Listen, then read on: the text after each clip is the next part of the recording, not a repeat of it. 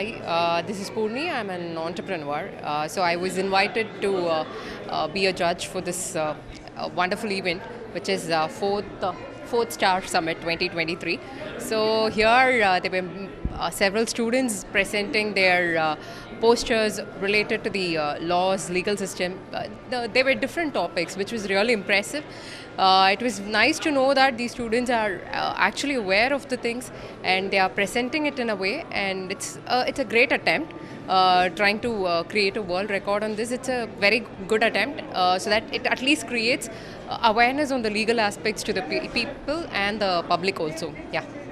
Hi, my name is Akshita Sai. I'm a former student of Savita University, and I'm very privileged and I'm very happy, and it is an immense pleasure for me to come here and visit my former juniors and students. And I must say this, the students who have presented today was amazing and phenomenal. It was very phenomenal, and they know what they are presenting, and they were very crisp about it, and it was short and sweet. Even though it was short and sweet, they stated what is their objective and what is their conclusion, and they were very to the point, and I'm very happy to be here. And I thank Mrs. Niranjana, Mrs. Priyadarshini ma'am, and for giving me this opportunity to Asha ma'am. I also thank her from my heart, and I'm very happy to be here. Thank you. Hi Savita, it's very good to be here, and coming here after a very long time means a great place for me. And today they have called me for an invigilator for certain presentations that is Star Summit, and the people here are the students here performed phenomenal, and it is a very great thing to be here, and it gives me an immense opportunity to come to my own college and thing. And thank you for the opportunity given to me by Principal Ma'am Ms. Niranjana and Ms. Priyadarshini, and thank you once again.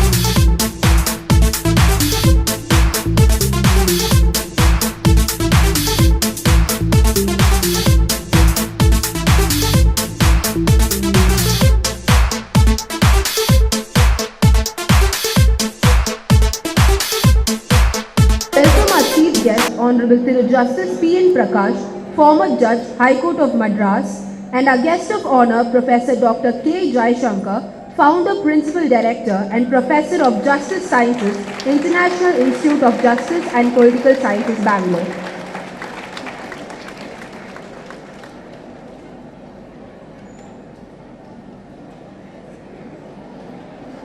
I request the students to take their seats.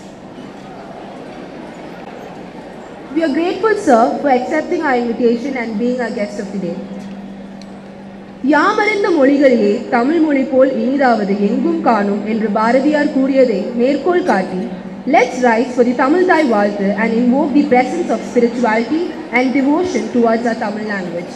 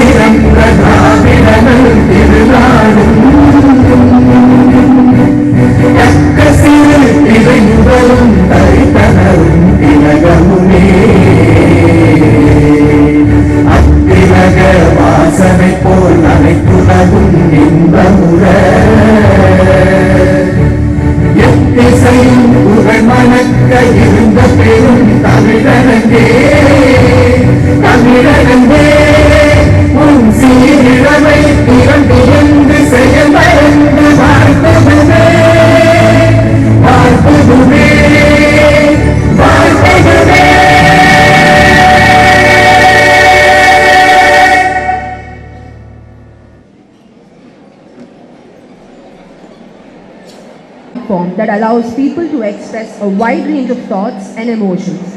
I welcome the SSL dance team onto the stage.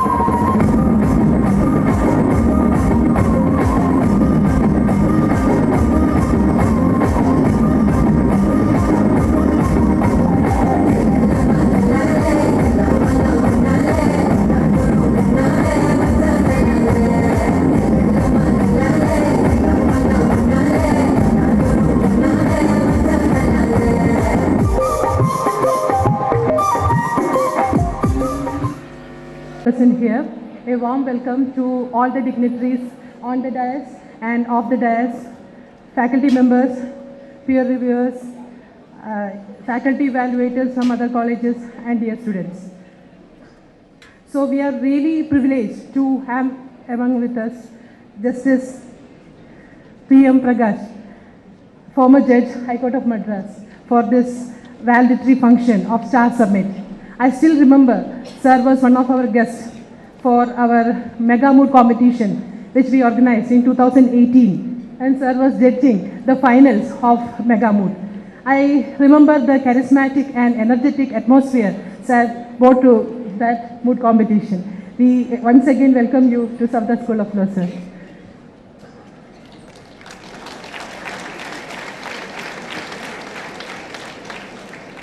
Professor Dr. K. Jaishankar.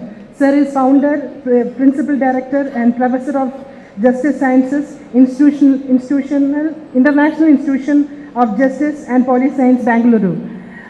We have already signed an MOU with Sir's organization. We are planning many more programs. The first program is coming in the month of August. We are organizing an international conference International Conference on Criminal Justice Administration in the month of August.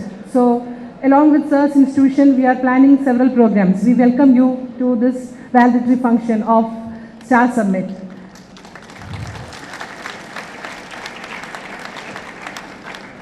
Dear students, the Star Summit is an opportunity for all of you to excel and develop skills, what is needed for a lawyer. You yourself know how much hard work you have put to bring this posters. We started in the month of January with a small research manuscript on child rights.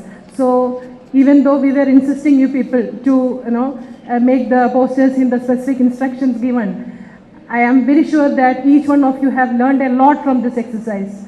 So right from the beginning of the research manuscript writing, we have prepared a small survey. We have prepared a questionnaire. With that, we have gone for a survey. And when you are conducting the survey, you might have interacted with several people, and your interactive skills, your interpersonal skills are developing. When you are presenting with the charts and the pie charts, your presentation skills are developing.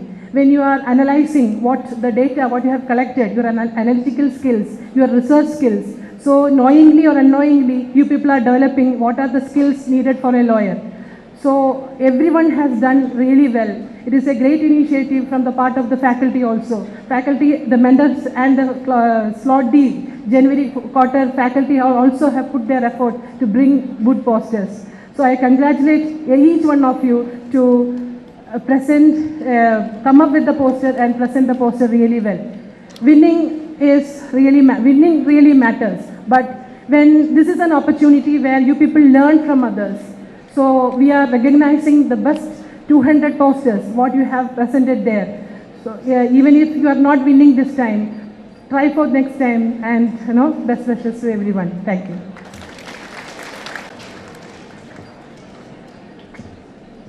Thank you so much, ma'am.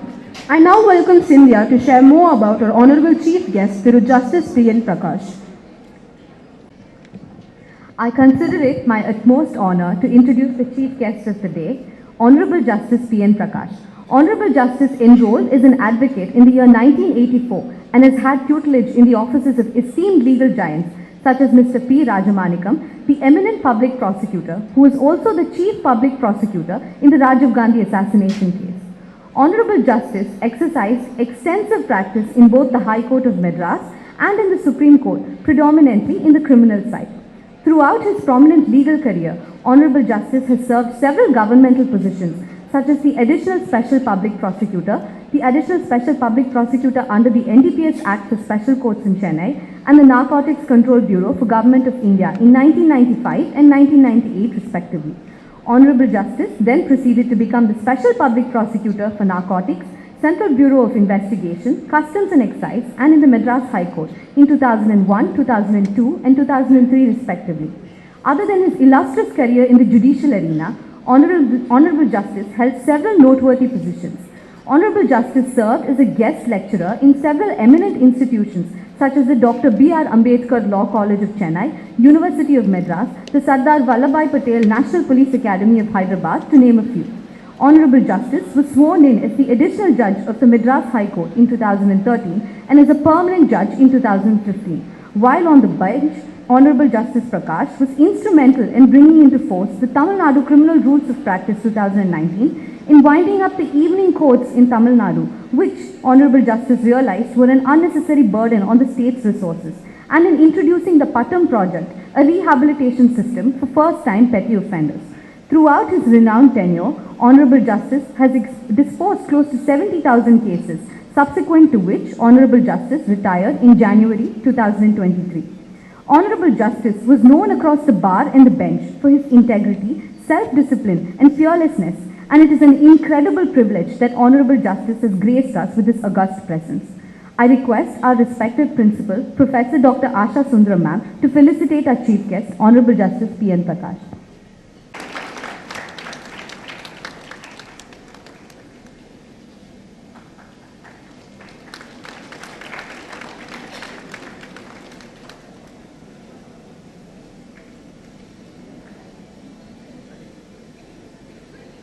I request our Honorable Chief Guest, Justice P.N. Prakash, to address the gathering.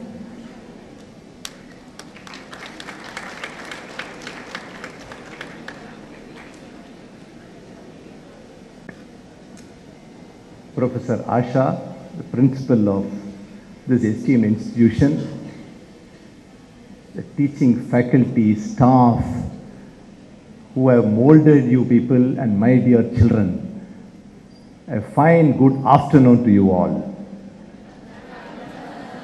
Yes, I want it from you. It's going to be an interactive session between you and me. And it's not going to be a pedestrian session where I'm going to engage in a monologue and just make you just go home, or rather make you sleep. My dear children, this is the second time I'm coming to your institution, and there are several of them of your institution who had interned under me. And I had always found that the children from this institution have fared extremely well. It's something which I'm really very happy to record here, that they had conducted themselves very well. They have a curiosity, an anxiety to learn, and anxiety to be more participative in the proceedings. So when this offer, when this invitation was extended to me to be amidst you all, I had no hesitation in accepting it because I really wanted to spend time with a brilliant group of lawyers and judges who have assembled here in the future. So this gives me so much of happiness and confidence that judiciary is going to be very, very safe in your hands in the future. I'm so glad that this institution, which is one of the most important pillars of democracy, the other two being executive and the legislature, is something which has to be protected for protecting the Constitution. I'm sure your constitutional law lecturers would have taught you the amount of work that had gone into in the making of our Indian Constitution. I'm sure you would have been inspired at the work of the Constituent Assembly of India, which met in Delhi and which debated over the making of an Indian Constitution for us for over 2 years, and they met at a very crucial and critical juncture when Muslim League said that they cannot be with India and they were asking for a separate Pakistan and going, and millions of refugees were coming from that side of the border here and from here there. There was communal carnage. There were so many, the whole subcontinent was in thing, because such a thing had never happened anywhere in the world. A huge population from this side going that side, from that side coming here. And in the midst of all this carnage, our political leaders sat, calmly deliberated the constitution that was drafted by Dr. Ambedkar and his team. And each of the articles were discussed in detail, and ultimately it was adopted. So this is the making of our constitution, and along with us, the other, namely Jinnah's Pakistan, had also a constituent assembly.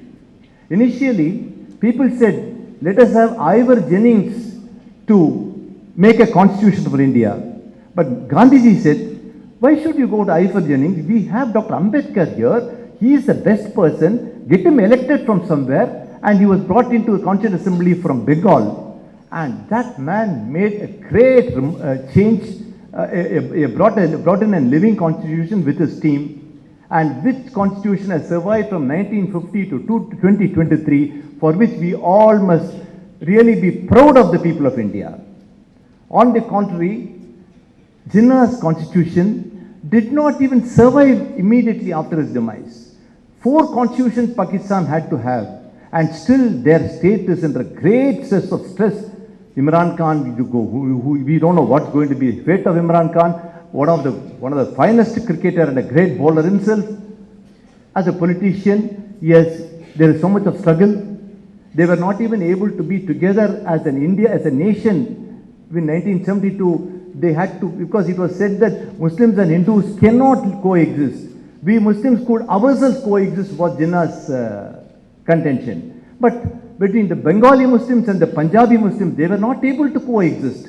And that had to cede, and Bangladesh had to be formed. In Sri Lanka, Ivor Jennings created a constitution. We have the 5th or 6th constitution here in Sri Lanka. The original constitution has gone to winds. At least for us, we have a constitution which has survived thanks to the people of India. The people of India who essentially believe in democracy. Democracy is not something which was imported from West. Democracy is a thought, is a feeling which is there in every cell of your body, my dear friends. It's there in every cell of your body. This is a society which speaks, which discusses, which debates, and then comes to a conclusion. That is democracy. Democracy is noise. Silence is graveyard. Ours is a noisy democracy. In this noisy democracy, you people have come as law students, and the biggest pillar of the democracy being judiciary, and you people are going to now assume the seats vacated by people like me for you to come and sit and continue with the working of this Constitution eternally. This is a brief thing which I have to speak about the Constitution of India and its importance. Coming to the topic at hand, I really regret that I was not able to see the wonderful posters which you people had made, because when I came there, the principal told me, but now they have removed all those posters, because initially I wanted to go through these posters, talk to you all, understand you all, and find out how much of work you have put into in making this. But I really regret that the earliest, like Justice Akbar Ali and Justice Vasuki, had the pleasure and privilege of having seen this poster, interacted with you, but unfortunately for me, I somehow missed it. I really regret. I think I should have come in the morning and spent some time with you all. I really thought that this posters would be there even after 2 o'clock, and that is perhaps a mistake which I committed tactically. Now, this topic, my dear friends, which your teachers have, as the principal said, that in January you people started doing this work. Yes. And I assume from a few posters which I saw, and the short film which you had put now, I really assume that you children would have really gone into the depth of the whole issue and would have come to understand the entire dynamics of child rights. Let us understand, my dear children. Children, every child comes with a message that God is not disgusted with man. Every child comes with a message that God is not yet disgusted with man. We have done everything possible to rape the environment. We have everything possible to do anything to spoil all the other species. We came as the humans were able to gain control of this world and universe, not because of our physical strength. I don't think we can even fight a cat. A cat has got better senses to fight us. But then how did we succeed? How did we get over the dinosaurs and all sorts of big animals and succeed to keep the earth into ourselves?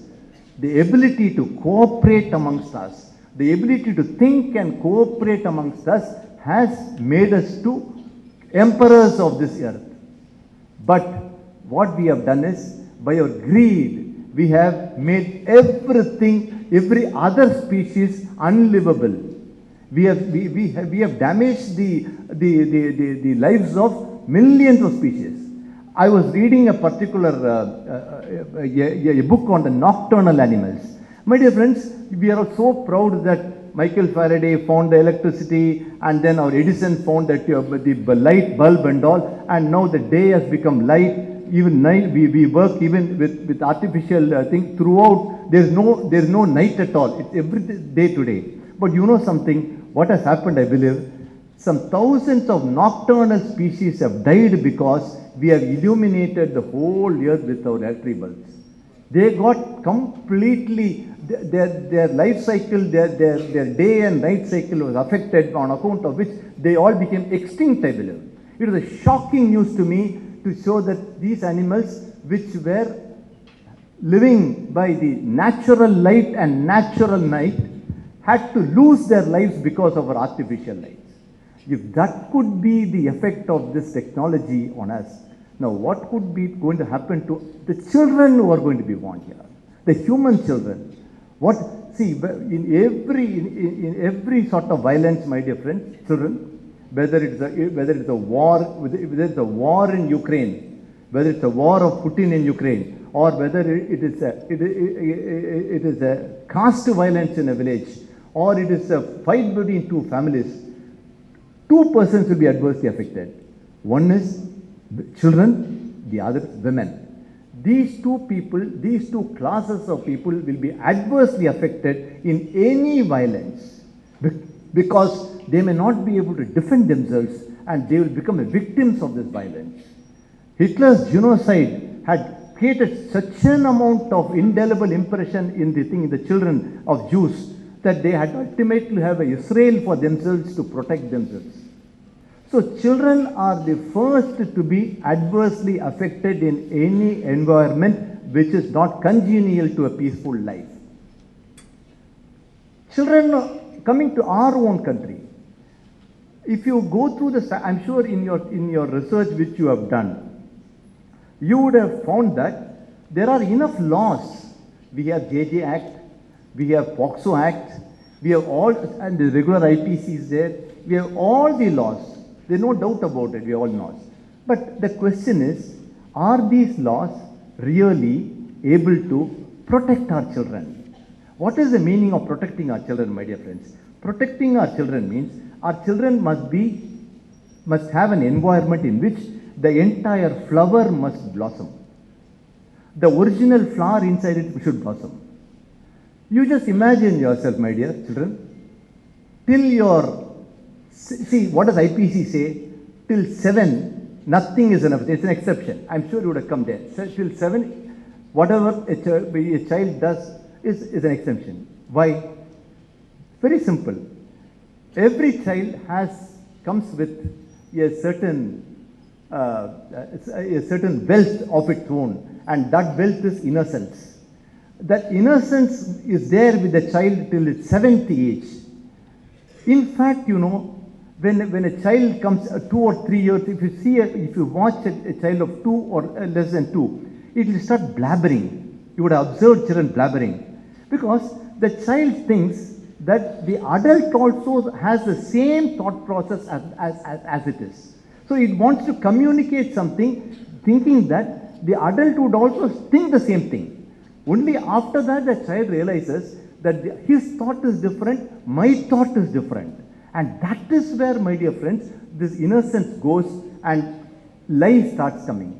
When the first lie is spoken, because the moment the child thinks that my thought is not same as that the thought of my mother thinks differently, I think differently, but in order to make my mother think like me, the first lie comes. This is psychology, child psychology. So that is why we have to be very, very careful in dealing with children. It's very easy to tell a child, don't speak a lie. But then when the father says, no, tell him that I'm not inside, I've gone to office, you tell him. So the child gets an impression that when father tells him to speak a lie to his friend, yes, lie is an accepted norm. Lie is an accepted norm. There is no point in sermonizing to a child, thou shalt not speak a lie, thou shalt not do this. All that does not, because the child is it's fertile, its mind is very fertile. And whatever is planted, whatever is sown in that fertile mind, that blossoms. If we take care to ensure that in the child's mind, honesty, integrity, all these values are sowed, that is going to be reaped. And that cannot be done by words. Mind you, it can never be done by words. It could be done only by our actions, because they observe us. They observe us and learn. They don't have to sit in a class to take tuition from their parents either. So, child's rights, yes, children have got lot of rights. As I told you, the first right is Indian Penal Code gives them. I would not call it a right, it's a protection against prosecution. Then of course we have the JJ Act, then we have the POXO Act. Boston is a little later enactment which deals with above 18 and 21. That's it. Let's not go into that. The challenges which we are facing is one thing. I happened to see a film, Mrs. Chatterjee versus Norway. I suggest, I don't know, in the audience, how many of you have seen this film, Mrs. Chatterjee versus Norway? Just raise your hands. Just raise your hands, because very nice. I request the principal madam to screen this film for the children. It is a movie taken in Norway, where an ordinary Indian couple, they bring up a child. From the perspective of the Norwegian authorities, the child is being subjected to cruelty. And the two children will be removed from the parental care and they will be planted into a foster home. The struggle of the mother to get back those two children is something which will make you weep. This movie, which I saw, made me realize that culturally there is a yawning gap between the perception of an Indian and the perception of a Westerner. Here we normally say that spare the rod and spoil the child is something which we will accept, we will accept it. But there, a little amount of shouting itself is enough to have your child removed from the custody of the mother. But that is not the case here. Here, the biggest social strength of this country was a joint family. In the joint family, all these children had grown, together they were, and they used to, ours was a joint family. About 10 of us were born and 5 died and 5 survived, and we are all, that was how the society was. There were no old age homes, there were no children's home either. And we had to study in the same school, and my brother's uniform used to come to me when I grow, and that is how, and my brother's textbooks used to come to me when I grow, and that is how it used to be. Of course, those days are gone. There's no point in romanticizing with the past. We have walked much away from all that, and we have come to a more individualistic society where we speak about rights from the child. More than anything else, our discourse must not only be centered on rights, it must be centered on protection. That's a positive word I would use, because protection of the child. Now, fortunately, one of the posters I saw that child marriage has by and large been brought to a control. Yes, after so much of struggle, child marriage has been brought to a control. It is an achievement which we have done. Of course, there are other forms of abuses which the child undergoes, maybe in a family itself, or maybe somebody close to the child. It is there. I wouldn't say it is not there. But today, because of the awareness created by people like you, children are willing to speak. Children are coming forward to say that this uncle did this to me, that man did this to me. That itself is a great thing forward which we have done. Now, what we should have to do is, we should have to engage in a dialogue with children. We should not dub the children of people, you know nothing. That sort of thing should not be there. We should engage in a dialogue with children, try to understand them, and once they gain your confidence, they will come up with all their stories. I'm sure, my dear friends, my dear children, you also will be having lot of stories deeply embedded in you. But you would feel ashamed to talk about certain things. That environment should have to go.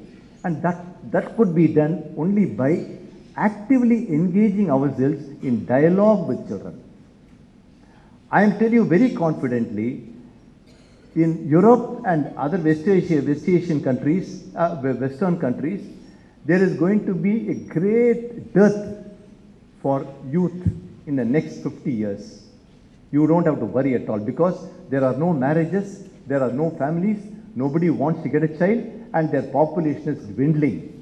That is exactly why in France, Macron is saying, I am going to increase the retirement age from 55, because earlier in France you will have to pay heavy tax when you work. After your retirement, the state was taking care of you. But today, there are no youth in France. There is nobody to work.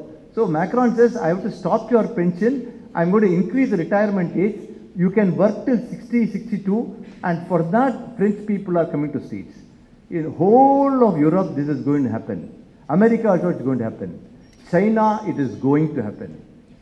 Only this country is going to provide the greatest youth population in the next 50 years, and this youth population, which is represented by you people, you are going to take this country to great heights. There is no doubt about it. I am confident that this youth population, which is vibrant, an aspiring youth population, a youth population which questions everything, which challenges everything, and this youth population is from the child population.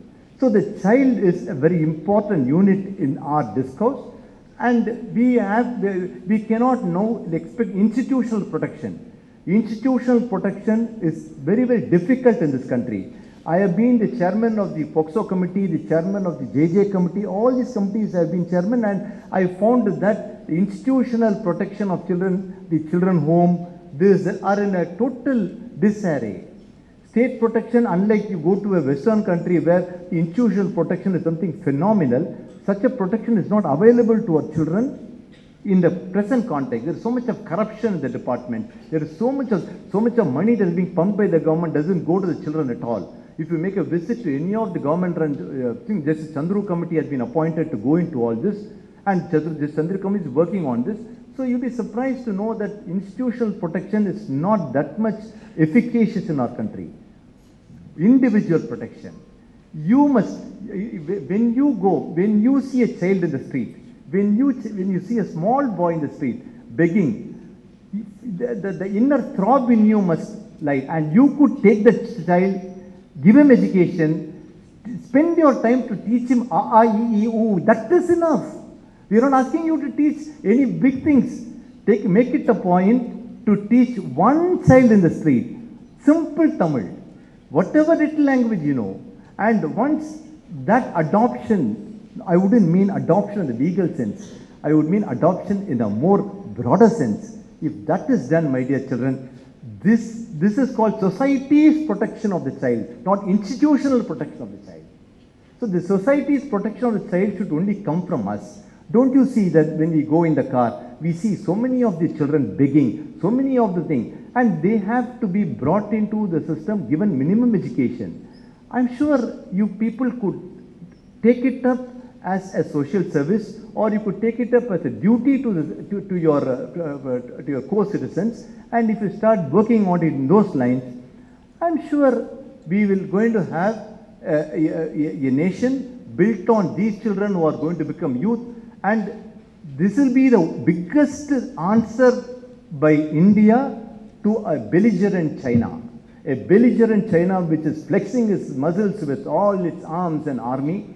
The biggest problem they are going to face is they are going to have old fellows like she.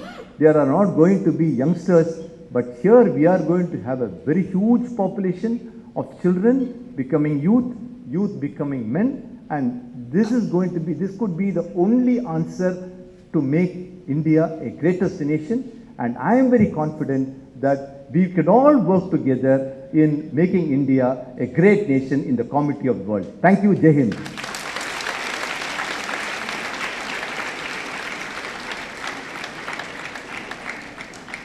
Thank you so much, sir, for your thoughtful words. It's truly an honor to be in your presence.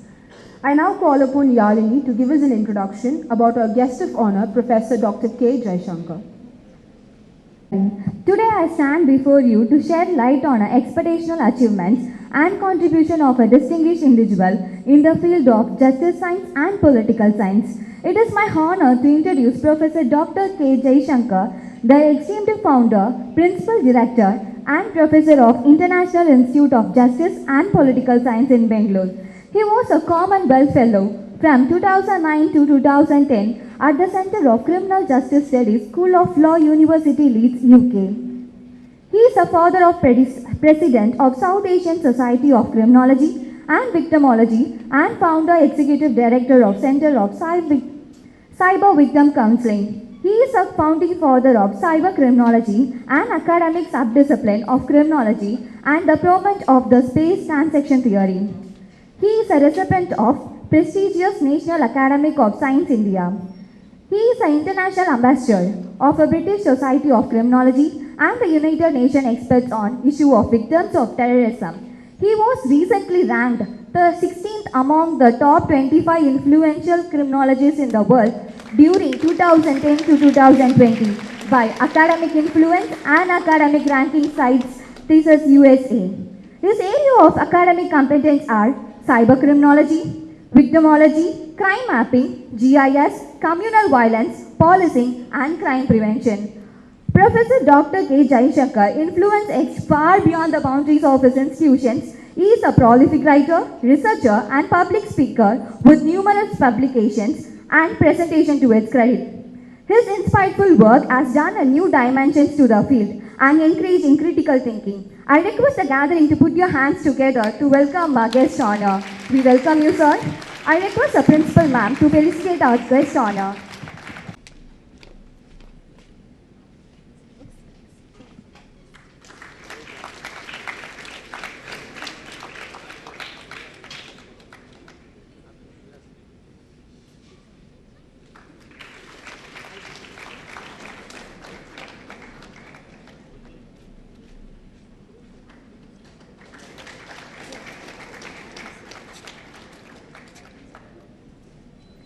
I request our guest of honor, Professor Dr. K. Jaishankar, to address the gathering. Good evening, everyone. It's a very pleasure and honor to be here in Savita School of Law for the second time. I am visiting after a year.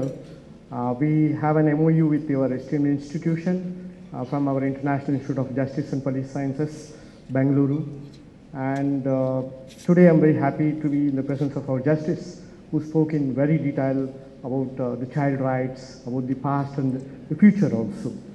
In fact, many times he was addressing you as children, but probably of his age, but I would not advise or even call you as children, because you are all more adults after 18 as per the Juvenile Justice Act.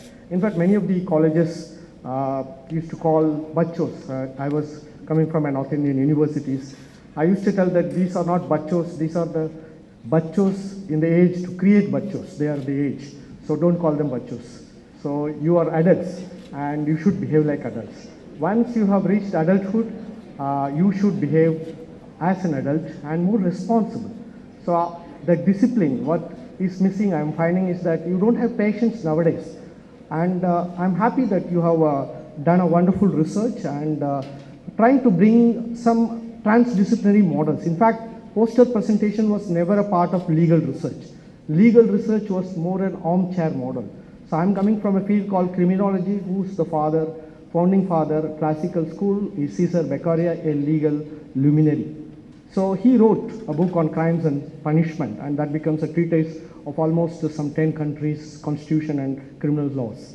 And later came one more father of criminology called Lombroso, and he is a doctor and he utilized a scale for measurement. And then criminology became a science, which was earlier not. Now I'm finding the similar situation with the legal research, that slowly legal research is becoming more scientific in nature, that where your poster presentation itself speaks volumes, where you are using a empirical methodology. So the armchair approach is slowly waning out. People are no more interested in just analyzing some judgments, some case studies and some other methods, but you are going to the field, meeting people and collecting data and then analyzing it. Of course, you are not going to do some advanced research, what they do in psychology, or using some techniques like aroma and other methods. That is not possible, but still you are doing some basic research using SPSS package or Excel with percentage. So that is sufficient at the present moment with the legal research, but critical analysis is something which is very difficult to do. You can do a quantitative analysis just with numbers. But you see, human behavior is never quantitative. You cannot tell your mother, I am loving you 100 kgs, or my love for you is 1 kilometer distance. So it is not possible, because you cannot quantify a human behavior, and human behavior are not the same in place to place. So as sir is pointing about the movie, where Norwegian yardstick to have a child and to use the rod is different from what the measuring rod of the Indian context. In fact, the audience, everybody, including our Honorable Justice, would have got one beating from the mother. It's very normal, many maybe. Even I was mentored by my mother with chappals and todapams. So I'm standing here, okay, otherwise I'll be in streets only. So, but the foreign countries, it is very different. So I'll tell you one instant where in America, a child was beaten by the father. Immediately the father, the child called 911 and told that my father is beating. Immediately the police appeared at the scene and warned the father, if you do it for the second time, you will be arrested, so don't do that. Immediately the father took a ticket to Chennai for 2 tickets, the father and the child. The moment they both landed in the airport, he started beating the child. Now the child got furious and he went to the nearest police officer and told, police, see, my father is beating. Then the police told, "Father, give one more beating." So there's a lot of cultural difference in the child upbringing. And Honorable Justice was mentioning about how we are out from the British period. But unfortunately now we are getting Americanized through the internet. So for the past 10 years, the invasion of the Americans are very great. And you see, they want to sell their products in our country, so they want to divide and rule. British did the same thing, East Indian Company. Now the American companies like Google, Facebook, everything want to divide us. Earlier there was only one soap we were using. I think Justice would remember. The whole family, he was mentioning 5 people will be using one soap. Now you see in your house there are 4 soaps, right? And earlier there was only one TV everybody was watching. But now each room also is having TV. And of course you are having a mobile TV. In fact, it has democratized. The American systems have democratized us in certain extent because you have a right to do certain things. Earlier, you have to watch what parents were watching. So if father is interested, the patriarchy system, he will watch only the news and you are watching that. And when mother watches serial, including father, everybody has to watch the serial only. But now what's happening? You can use Netflix, you can use n number of Amazon Prime and others and watch your own programs. So that mobile application has come. But here comes the danger. The choices are many, where in our earlier times choices were very limited. Now too many choices, you don't know what to choose, and that's why the conversion of child to an adult becomes very, very imminent, whether your choices are right. And now the divorce rates are higher than ever, which is not a good idea, but it's happening. It's happening. Today class also I was mentioning there is a court called holiday court, and people were wondering what is the holiday court. And holiday court is happening on Saturday and Sunday for divorces for IT people alone, who work for 5 days in the American time and 2 days they work for the Indian, they have a leisure time, and that's why that is happening. American lifestyle is entirely based on Protestant ethics, which says that work is worship. And 5 days they work, 1 day, Saturday is for leisure, Sunday is for the Lord. But unfortunately, we Indians, we do not follow the Protestant ethic model. For us, work was never worship. We used to go to temples every Tuesday or Friday, whatever, we have many days and things like that. And we work more than required also. Like we don't have an 8-hour schedule. That is why all the IT companies are making us work 14 hours per day and extracting more work from us. And they are paying in very less dollars only. So we need not be very proud about that. And don't be proud that people are joining IT firms as CEOs, Google, Sundar Pichai and others, because we are only glorified clerks there. We are not founders. So we should become founders. So we should not be, as Sir was telling, romanticize the past. Aryabhatta invented zero. That's all. That was over. That era was over. So you cannot say Tirukural was there. Yes, 2000 years back Tirukural is there. But no book has been ever written again like Tirukural. Why? Why there is no more Tiruvalluvar? Why there is no Kamban? Why there is no more any scientist that of nature that India produced ever? Because the British made a Macaulay system which made us clerks. So we have to get out of the British system. But unfortunately, our laws, Honorable Justice Sir is also there. I should say that still we follow the same 1860, the law, Indian Penal Code. And we blame the police also. And 1861 Police Act is still we are making. And how do you expect the police to behave properly when the law is making them subjugate under the politicians, which the British wanted? So we need to have a great legal reform. At the present moment, I think the union government is working on criminal justice reforms and a lot of changes to happen. I am also against the idea that a child definition should be until 18. I prefer 16 would be right for the current children who are digital natives. We are all digital immigrants. We never see what is internet. You are all born with the internet. And the mental age of children is now very, very far superior. You can give a mobile phone to a child. It will play everything which you even do not know. Even they will alter things with the software also. So that much knowledge is available now. In fact, in the case of Nirbhaya, you find that one of the offenders was a juvenile who was dangling between 16 and 18, and he was let loose, and there was a huge furore. In fact, I visited the Sabarmati prison in Ahmedabad, where I find that there are around 700 rapists. I was so wondered that whether our society has become so animalistic in nature. But then I inquired and I found that these offenders, they have had a consensus relationship with a girl of 17 and off and all, 16 and off, 17 and off, and then there was a rape case filed against them. So biologically our body is prepared to have sex when we reach 12 or 14. But then the law is only telling that you should have a consent age only at the age of 18. So there is a vast gap of at least 6 years to give consent, and there the crime is being defined. So the definition of crime should be also going along with the biological things, which the society has to see that who is adult and who is a child. And as per the Labour Act, then it is 14. So if a child can work after 14, why not the child can have sex? If the child should not be defined as a child, it should be defined as Sir was talking about the child marriage. India, the child marriage practices are continuously there in many of the tribes till now, because they were following the customs.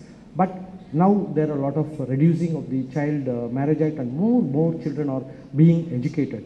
When more children are being educated, our society is going to develop, and as our Honorable Justice pointed, the youth of India is going to be the future, because Japan, there is a great rise of old people, and also Europe and other countries. So the greatest power we have is human resource, and the future is in the hands of the young people of our country. And laws also should be amended accordingly to the needs of the society and to the needs of the 21st century. So in terms of research, what you have doing is just a small work, and I have spoken with your principal. If there is a possibility, we will jointly publish from our International Institute of Justice and Police Sciences your work in a small edited volume. So hopefully the top 20 papers or 40 papers will be selected. And September 1 and 2, we have an international conference co-organized here in Savita School of Law. It's International Conference on Child Rights, Abuse and Juvenile Justice. So as a part of the organizing committee, I welcome you all to present a paper, and the details and everything is with the organizers. So the papers which at least now you have made as a poster presentation can be converted as an abstract and being submitted. So that is the next step, that your research to reach to the international conference level. And after that, I hope that at least out of these all 900 presentation, 20 should at least see an international Scopus Index publication. Thank you very much.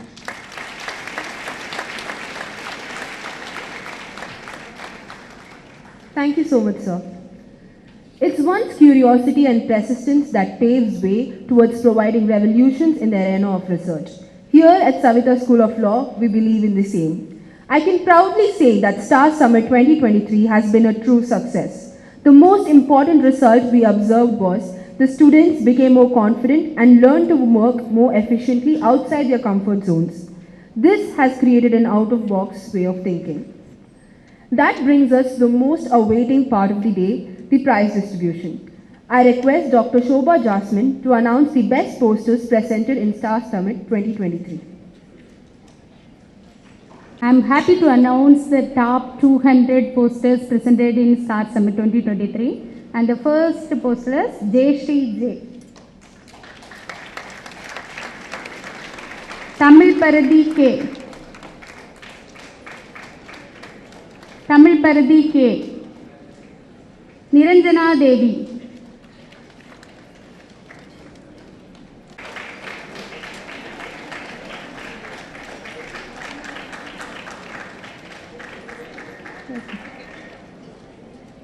Jayashree Mariyappan. So I kindly ask the students to assemble near the stage and the order which is shared in SSL official.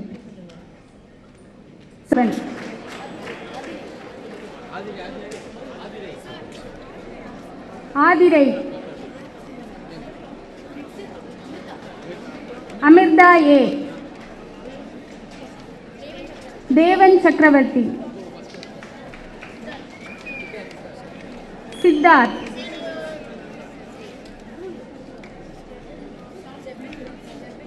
Akshaya.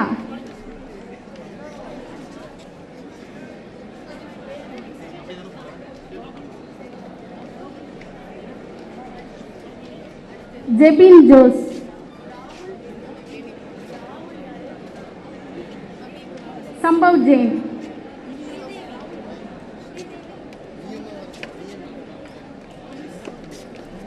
Sai Jaswant, Rahul Ezhumalai,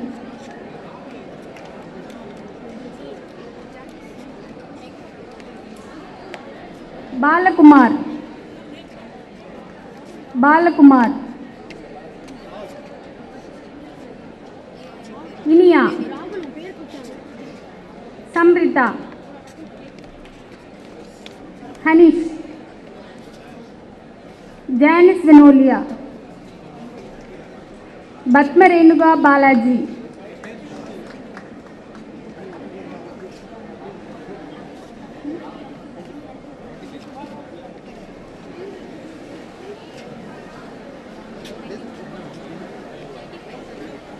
Purni,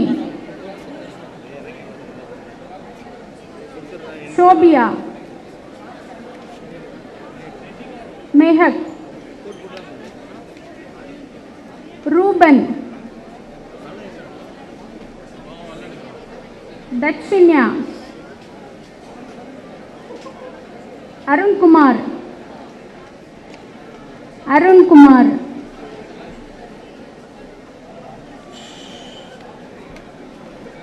Arjun Jaishankar,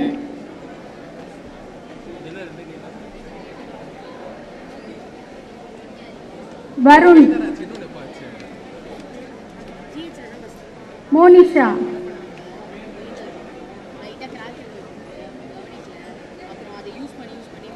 Pushpashri, Merlin Delight Jasper, Prashant,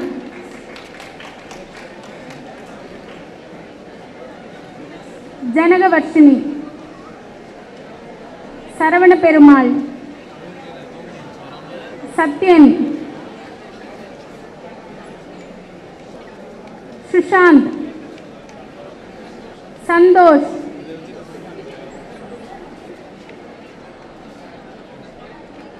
Srinidhi Sarayu, Shruti Sai, Preeti Velmurugan,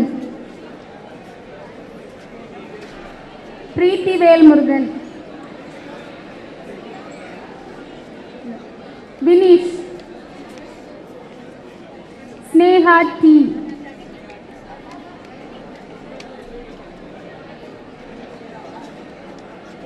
Pragati Logesh, Mangair Karasi, Danush,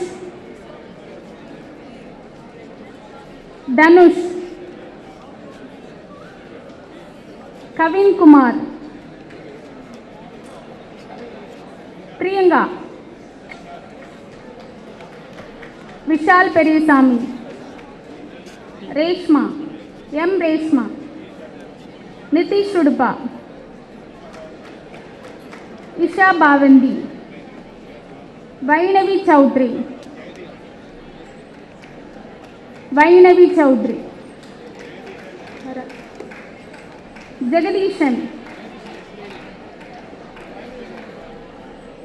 Jagadishan, Jesslyn Jessia,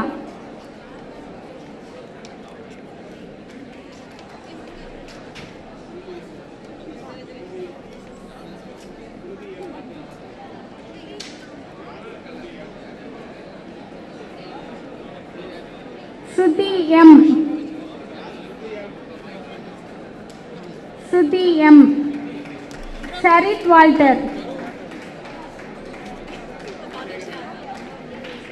Gunasegaran, Pratiksha, Liza Sandhya, Rajalakshmi, Ashwath, Priyavarshini,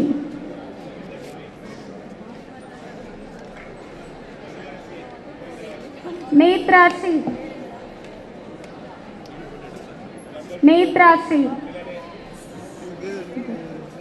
Tamilarasi Govindraj, Milan Parikh, Kartik Balaji, Tanisha,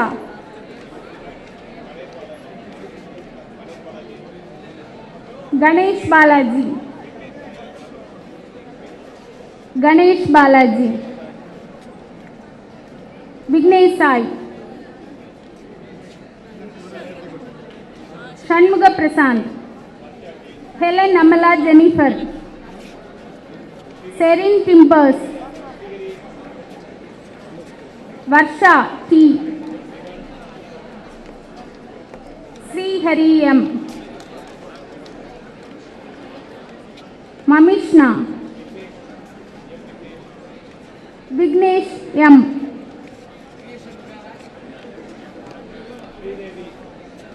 Sri Devi Ilavarasan,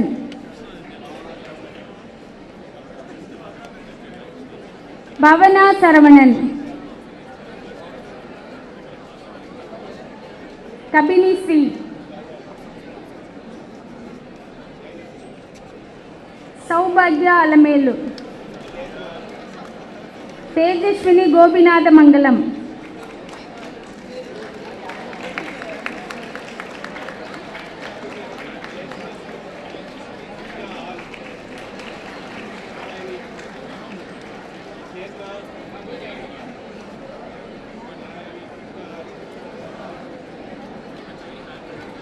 Chetna P,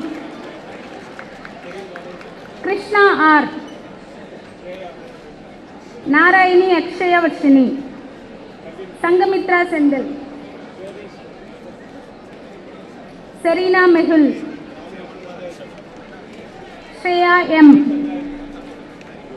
Shraddha Anand,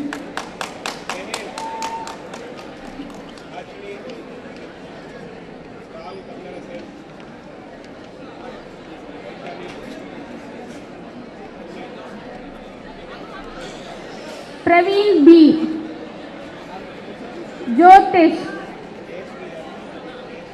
Rahul Vishwanathan,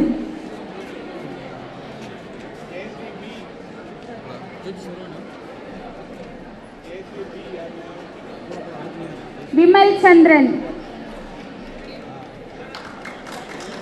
Vimal Chandran, Behin,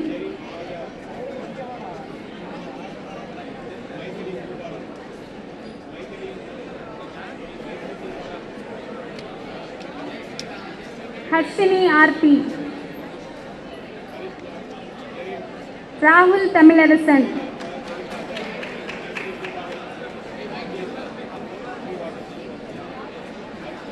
Vaishali,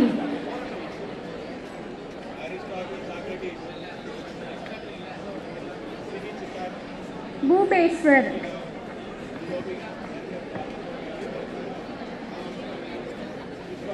Jayashree B,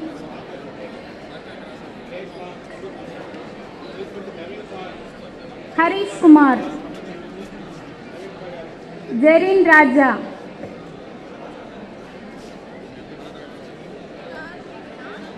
Maithili Bhubalan, Sri Vagesh,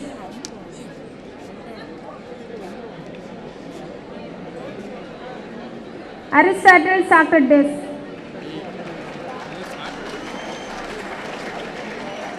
Sibi Chakravarti, Sibi Siddharth,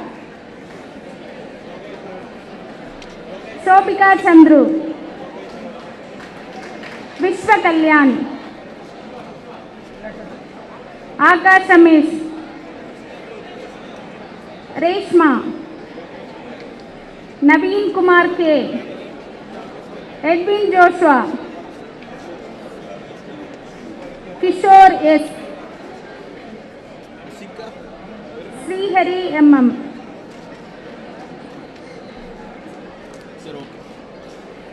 Yogeshwaran, Murugavel H, Vishal Krishnan, Ashika Parveen, Sri Vasan,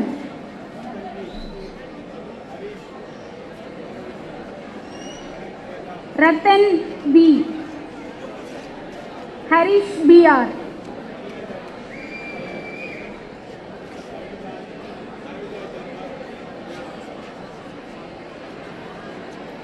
Harish BR,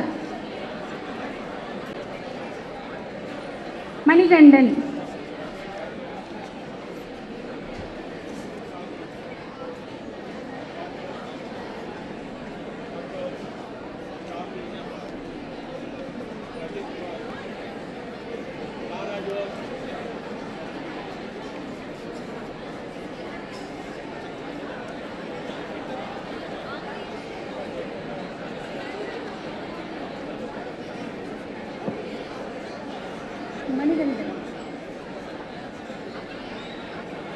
Aravindraj KP,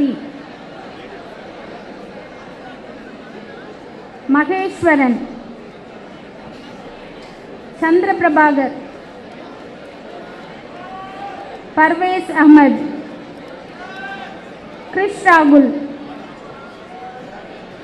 Fatima Fahmida, Santosh G,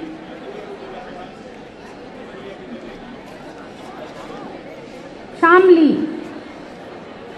Ranjit Kumar, Lara Rose, Prithviraj, Tamilarasu K, Vijay RS,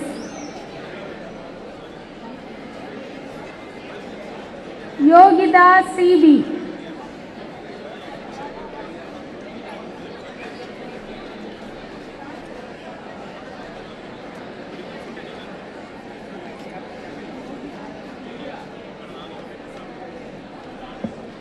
Dharani Bhaskar,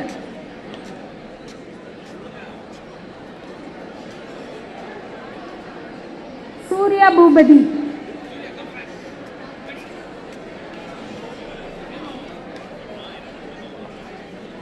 Surya Bhubadi, Sivraj, Madhumita M,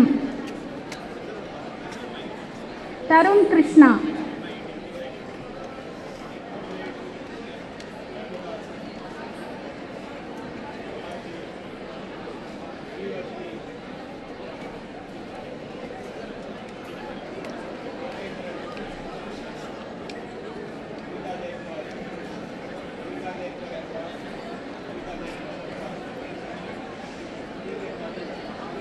Danyamitra, Gopika, Kabilesh,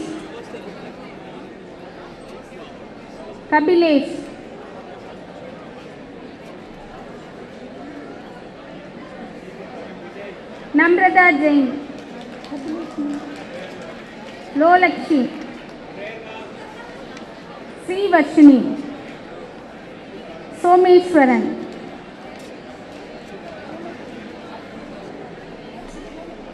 Amita Jaykumar, TK Tarun,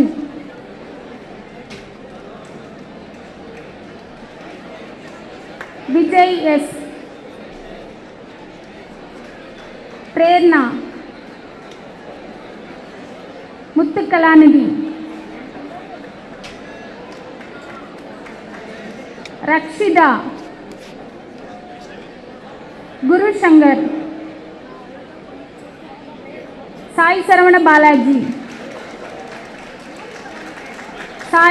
Balaji, Vindhyan,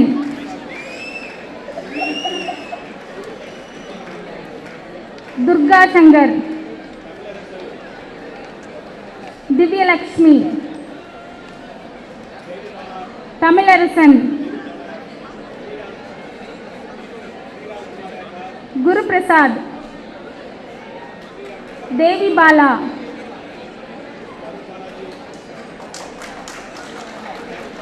Sri Ram Kumar, Arunachala Maharaja, Darun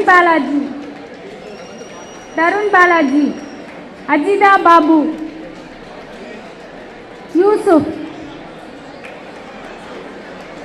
Amalesh Gandhi, Rahul Shrikant, Muthukumaran Sivasamy, Aditya Egan, Andrew Jacob, Madhava Ishwar, Prithviraj, Soumya Sri,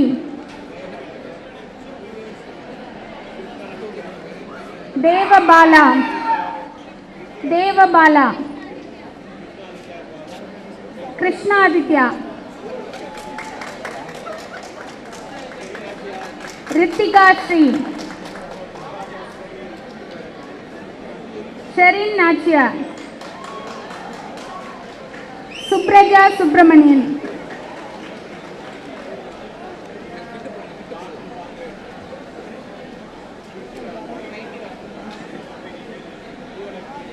Kavya S, Sudarshan Balaji, Sri Purna, Larsen Samuel, Kritika T, Jeeva Lakshmi, Lokeshwaran, Shivaran Selvan, Prasanna B, Varda Warrior,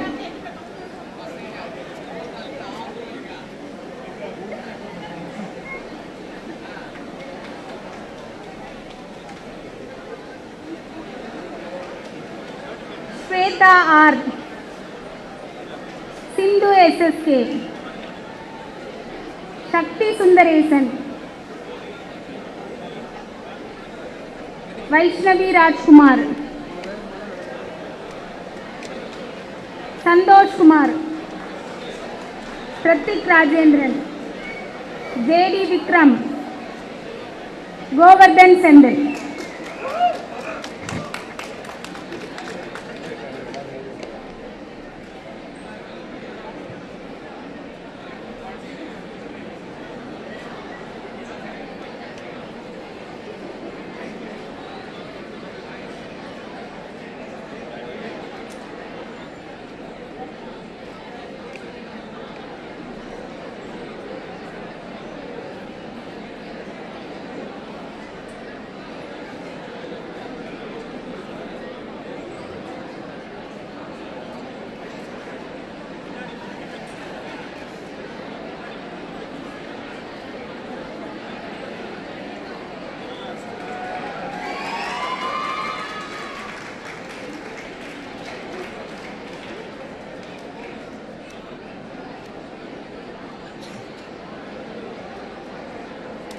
Thank you.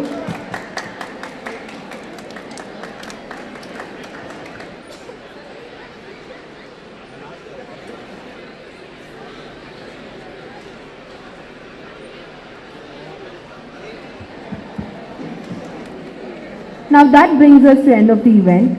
I, Dharika, would like to extend a vote of thanks on behalf of the college to everyone for being a part of the 4th Star Summit conducted by Savita School of Law.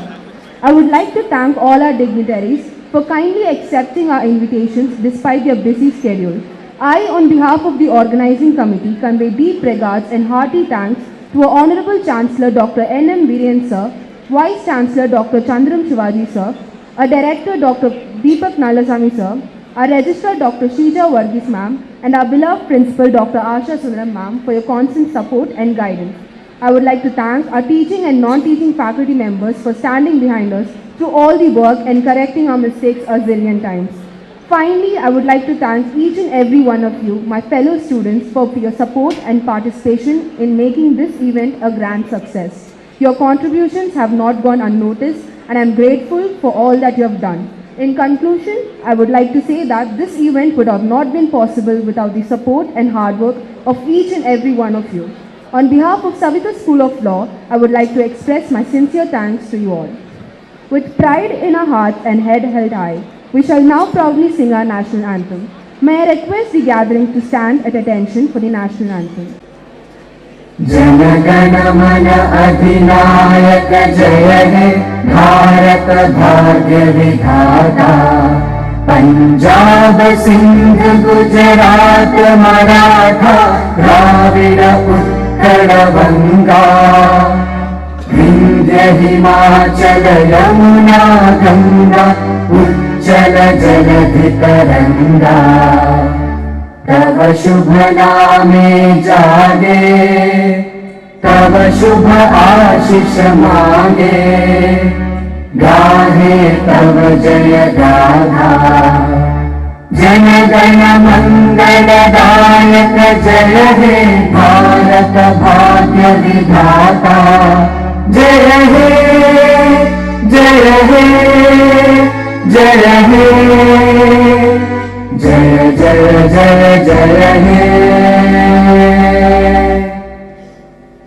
I request the gathering to kindly remain standing as the dignitaries take leave.